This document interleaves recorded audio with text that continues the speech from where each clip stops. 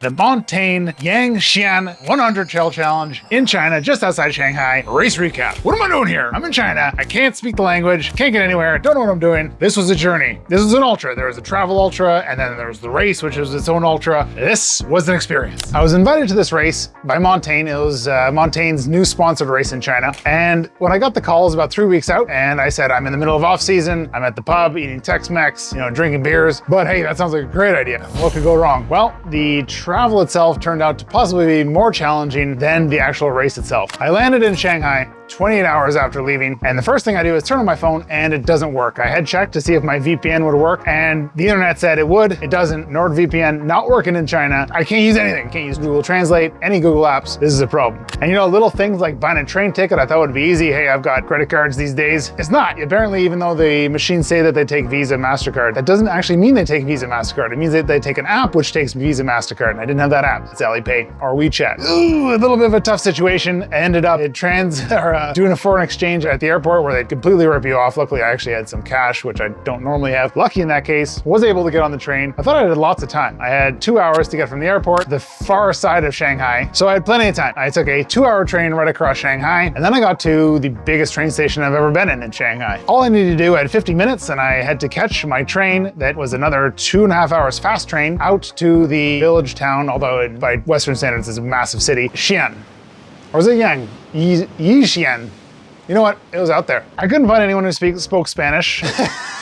Not Spanish. I couldn't find anyone who spoke English, and it was so difficult to try and figure out where to go. This is a multi-layer train station, which I didn't really know you could have trains on top of trains, but they did do that. And even though I had 50 minutes just to get from their tube, to the train station, I made it with just 5 minutes to go. And that was the last train of the night. So otherwise, I would have been sleeping in the Shanghai train station airport. Train station, not the airport, train station. Then it was a 2-hour fast train, and it is getting really late now. And I am hungry. I haven't eaten for probably 10 hours. Can't figure out eating. I don't have time to figure out eating. Not that I could figure it out even if I had unlimited time. It was tough, and like crazy things on the train were happening. All of a sudden, everyone jumps up out of their seats, and it looks like there must be some kind of swarm of infested like insects or rodents or something coming down the train, because there's a lot of commotion, and it's slowly moving down a wave, and it's coming to me, and I'm like, you know what? I'm just gonna be a goner here. I've got no energy left to deal with whatever this is. Fortunately, it was just them turning the seats around because the train was gonna head the other way. Arrived in Yixian and was met by part of the Montane crew, first English-speaking person I've come across, and I hugged him. I was like, thank you, you can speak English. He thought I was pretty weird, but I just told him, it's just what Westerners do all the time. Anyway, he packs me into Chinese Uber, whatever I can't remember what that's called. I think you can call them on WeChat. It was kind of like WhatsApp. WeChat is WhatsApp, but you can call Uber, so it's really great. Anyway, if you're traveling to China, make sure you have Alipay or WeChat up and running so you can make payments and actually buy things and survive. He parcels me into this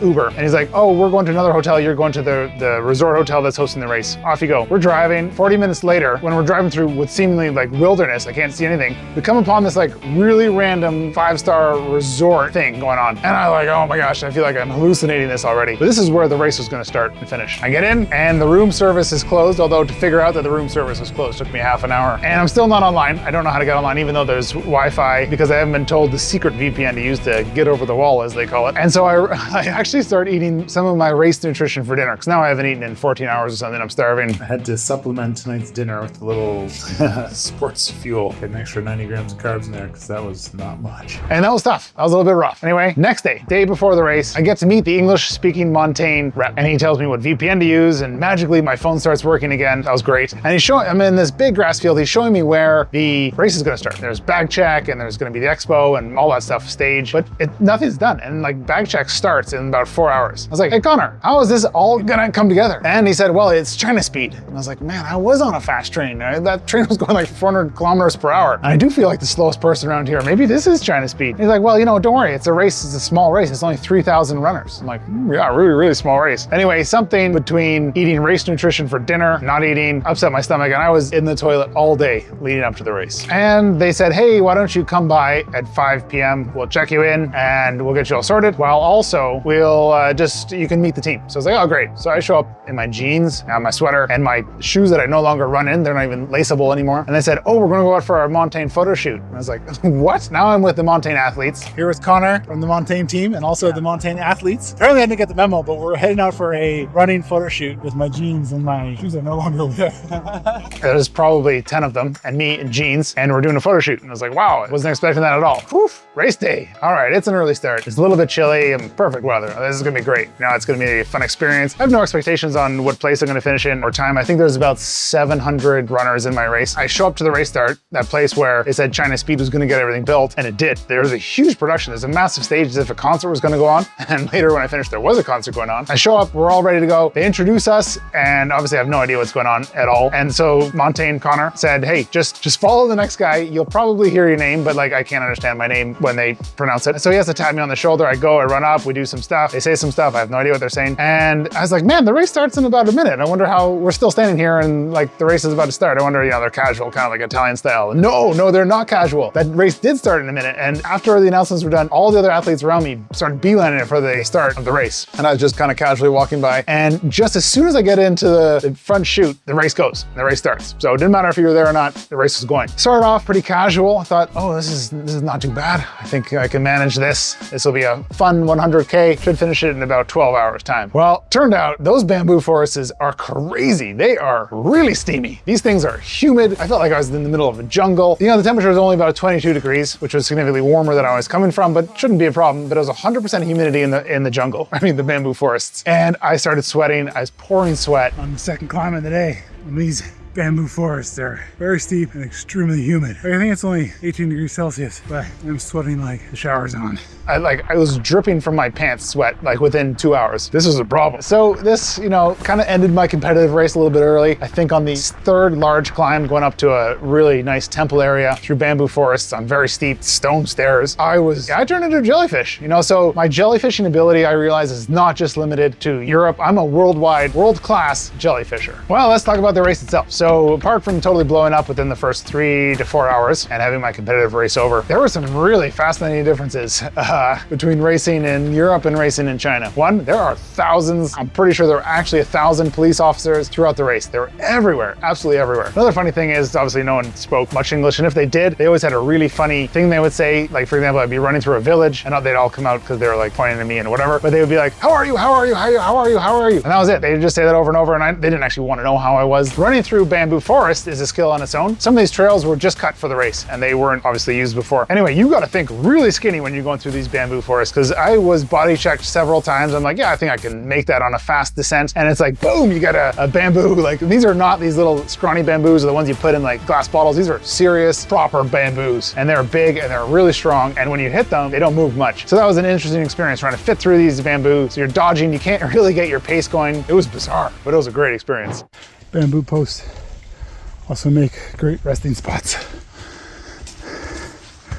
And the aid stations, they're an experience. I was excited to see what would be available at the aid stations. And it turns out I have no idea what is available at the aid stations because I couldn't tell what those foods were. I have no idea. So here, take a look. But they were extremely helpful.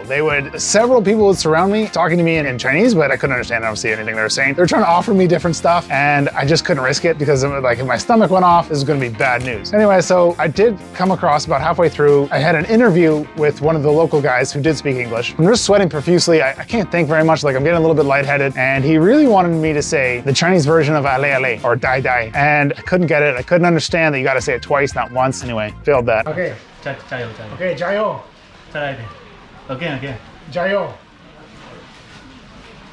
And at one point in the race, the 100K people caught up with the 50K people on the same route. And this led to quite a bit of congestion, which was a problem because I couldn't get by and I didn't know how to say excuse me. I tried all the different languages I knew, none worked. So I'm like a little bit sad, just feeling sad, can't pass anyone. But then I remembered there is a language everyone speaks in the world, and that is animal noises. And so I pulled out my best animal noises. I did cow, I did chicken, and any animal noise, they would turn around and realize they look at me, see like, oh, this guy's super weird, so we better let him pass. And then I was able to pass. So if you're ever looking for a common language, animal noises 100% of the time were. Now it's getting to the end of the race. I had been sweating profusely throughout the whole day, and I just want to finish because I know the team, the Montane team of 4 people were waiting for me at the end, and I felt terrible because I told them I was going to finish in about 12 to 13 hours, and 13 hours, and I still had quite a bit to run. So we're running across quite a flat roads, and it was boring, but I was just running, still sweating. Night is coming, and I am about to head off onto the trail into the last bamboo forest, and I almost faint, and like everything goes white. I have no idea which way is up, and so I get really unstable. I grab something. It was just like the side of a road barrier, and almost fainted. I could just think, like, if I actually fainted, and like for a while, because I have fainted previously, but never in a race, what would happen? Like I couldn't say anything, talk to them, so that was going to be a really interesting situation. I didn't faint in the end, but I did have to slow it even more down. So I got into the final bamboo forest, and this was actually one of the harder sections of the race because it was weaving in and out of bamboo forests, but it was one of the coolest experiences I had. At night, these massive bamboo trees would brush up against each other, and they would make this noise, and I was trying to capture it on camera, but I don't know if I fully got it. It was a really magical moment. I just stood there for a long time trying to film these trees making noise, and I can imagine what the locals would have thought if they saw me, like, oh my gosh, this ridiculous foreigner is just trying to film like singing trees. But I wasn't crazy because at the end they gave you a medal, and in the medal there's a whole bunch of little ceramic beads, and when you move them back and forth, the idea was that they would sound like the bamboo forests. The swag bag was out of control. There's a nice little head scarf band thing. They gave you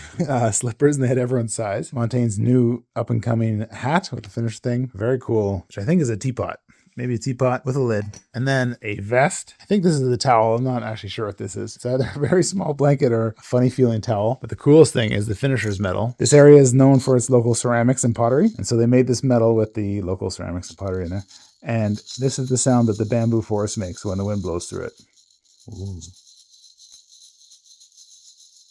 So I did end up finishing. I got into the finish line 3 hours after I thought I was going to. There was a massive Chinese pop band playing on the stage. It was so loud. The whole Montane team had stayed up and waited for me. Now it's like midnight. I told them I was going to be there, like 9 p.m. So I felt awful holding them up, but they were really helpful. They helped me with all the food and everything. They're super friendly. It was a great experience. Really out there. Probably the most different race I've ever done. And then I had an incredible time on my way home because now I got the hang of things. I can pay for things. I can survive on my own, and it was awesome. So I'm paying for stuff. I'm downtown Shanghai, checking out Shanghai for one night before catching the 28-hour journey back home. And I had an incredible time at the Montane Yang Xian Trail 100 Challenge. Thanks for watching. We'll see you next time. Ciao.